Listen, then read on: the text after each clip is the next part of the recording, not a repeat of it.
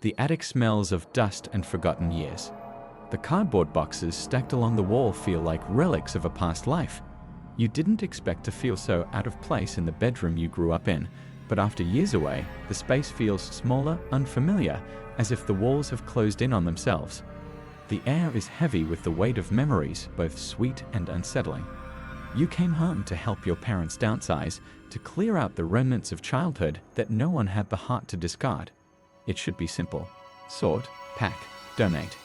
But when you drag an old box from the back of your closet, something inside you tenses. It's not just the weight of the thing. Heavier than it should be, it's the thick layers of duct tape sealing it shut. You don't remember packing this.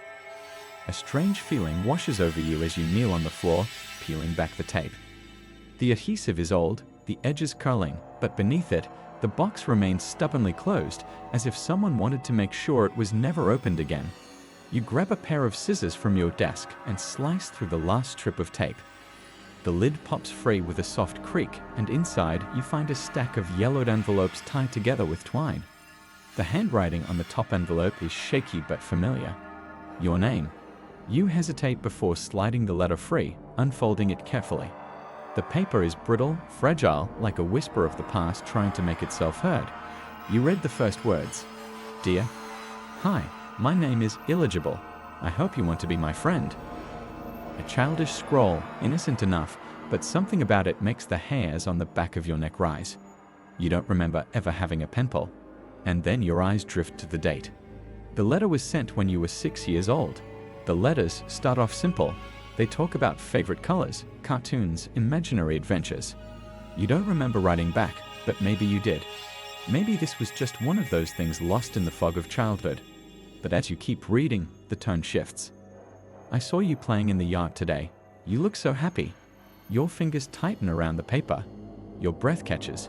You glance out the window, as if expecting to see someone standing there now watching. But of course, no one is there. The next letter. Your mom tucked you in at 8:30 last night. I wanted to say goodnight too. A chill creeps down your spine. You flip through the stack faster now. The return address is always left blank. Some of the letters have faint, smudged fingerprints on them, as if whoever wrote them had dirty hands. The ink in the later ones is smeared, like it had been clutched too tightly before being sent. Then you find the final letter. The handwriting is jagged, the words desperate. Why don't you write back? I thought we were best friends. The paper trembles in your hands. You take the letters downstairs, your heart hammering in your chest.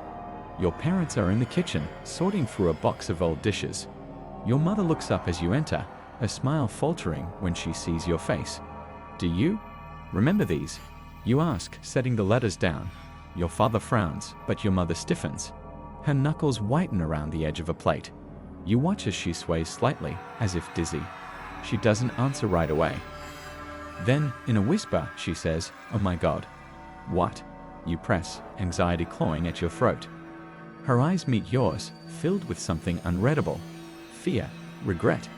When you were little, she says slowly, you used to wake up crying, saying the man was tapping on your window. The room spins. We thought it was nightmares, your father adds, though his voice is strained, like he's trying to convince himself. Kids imagine things. But your mother is shaking her head. We moved not long after that. We never told you why. Your mind races. You flip through the letters again, more frantically this time. And then you see something you hadn't noticed before. Faintly sketched in the background of each letter is a drawing. A stick figure, watching from outside a window, watching from behind a tree, watching from inside the house. You don't sleep that night. The letters sit on your nightstand, untouched. You tell yourself it's over, that whoever wrote them is long gone, that it was all a bad memory, buried for a reason. But as you lay in bed, staring at the ceiling, you hear it. A soft tap, tap, tap on the window. Your blood runs cold. Your breath catches in your throat. Slowly, stiffly, you turn your head. The curtains are drawn, but the outline of a figure is faintly visible in the dim moonlight. Tall, unmoving, watching. Your heartbeat pounds in your ears. You reach for your phone, but your fingers tremble too much to type.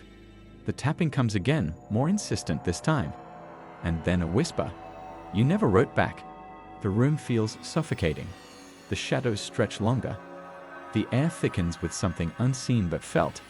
You screw your eyes shut, willing it to go away. Minutes pass. Then an hour. When you finally dare to look again, the figure is gone. You don't sleep for the rest of the night. By morning, you make a decision. You take the letters outside. You douse them in lighter fluid. You watch as the flames consume them, turning those haunting words to ash.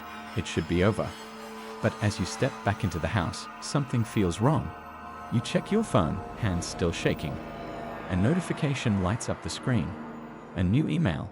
No subject, no sender. Just a single line of text. I found you again. The days that follow are a blur. You try to shake the unease, but it clings to you like a second skin. Every creak of the house, every rustle of leaves outside sends your heart racing. You start sleeping with the lights on, the curtains drawn tight. Your parents notice, of course, but they don't press. They've been quiet since the letters, their faces pale and drawn, as if they too are haunted by what they've remembered. One evening, as you're helping your mother sort through old photo albums, she pauses on a picture of you as a child. You're standing in the backyard, grinning, a toy truck in your hands. But something about the photo makes your stomach twist.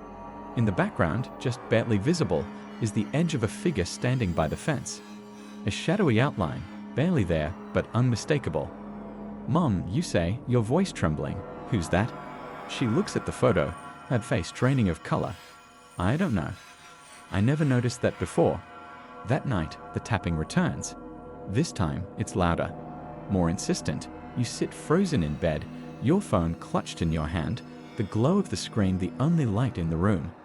The tapping turns into a rhythmic knock, as if someone is trying to get your attention. And then a voice. "You can't ignore me forever." You don't move. You don't breathe. The voice is low, gravelly, but there's a childlike quality to it, as if it's trying to mimic innocence. It sends shivers down your spine. The knocking stops. For a moment, there's silence. And then the sound of footsteps, slow, deliberate, circling the house. You hear them on the porch, on the gravel path, beneath your window. You want to scream, to call for your parents, but your voice is trapped in your throat. The footsteps stop. The house falls silent. You don't sleep. The next morning, you decide to investigate. You can't live like this, jumping at every sound, every shadow. You start with the letters, or what's left of them. The ashes are still in the fire pit, but as you sift through them, you find something. A corner of one of the envelopes didn't burn completely. The return address is still visible. It's not blank. It's your address. Your old address from when you were a child. Your hands shake as you hold the fragment. How could someone have sent letters to you from your own house? Unless they were there, inside, watching, waiting. You call the police, but they don't take you seriously. It's probably just a prank, the officer says. Kids do weird things. But you know it's not a prank. You know it's real. That night, you set up a camera in your room. You point it at the window, determined to catch whatever or whoever is out there. You go to bed with the camera recording, the red light blinking in the darkness. The tapping starts again. You don't move. You don't make a sound. You just watch the camera, waiting. The tapping grows louder, more frantic, and then the figure appears. It's clearer this time, more defined. A tall, thin silhouette, its face obscured by the shadows. It stands there, motionless, staring into the room. And then it speaks. "You can't get rid of me." You press yourself against the headboard, your heart pounding. The figure raises a hand and presses it against the glass. The window rattles. The tapping starts again, louder, faster, until it's a deafening drumbeat. And then silence. The figure is gone. You check the camera in the morning. The footage is there, but it's distorted, as if the signal was interrupted. The figure appears, but its face is a blur, a smudge of static. The audio is garbled, the words unintelligible. You show it to your parents. Your mother bursts into tears. Your father looks like he's aged 10 years in a single night. "We have to leave," your mother says. "We have to go." But you know it won't matter. You know it will follow you. That night, you sit by the window waiting. The tapping starts again, but this time, you're ready. You open the window and look out into the darkness. "What do you want?" you demand, your voice shaking. The figure steps forward into the light. Its face is still obscured, but you can see its eyes. They're hollow, empty, but filled with a terrible longing. I just wanted a friend, it says, and then it's gone. You close the window and lock it. You don't sleep. The next morning, you pack your things. You tell your parents you're leaving, that you can't stay here anymore. They don't argue. They don't try to stop you. As you drive away, you check your phone. Another email. I'll always find you. You delete it, but you know it's not over. You know it will never be over. That's all for today's video. What are your thoughts on this? Let us know in the comments down below. And make sure to like and subscribe to our channel for more future updates. See you next time.